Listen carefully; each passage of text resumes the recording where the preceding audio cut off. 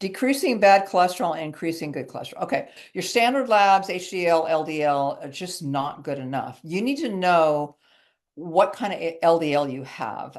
You need to know, is it big fluffy LDL, which is not damaging, or is it small particle LDL, which is very damaging? So you really need to get a better defined lab work. So maybe go look it up online.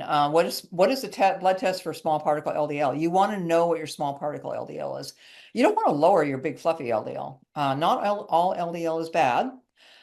Raising HDL is good. Omega-3 fish oils raise HDL. Exercise raises HDL. Any kind of exercise is great. So you really need to educate yourself a little bit more on the LDL thing before you decide you want to bring your numbers down.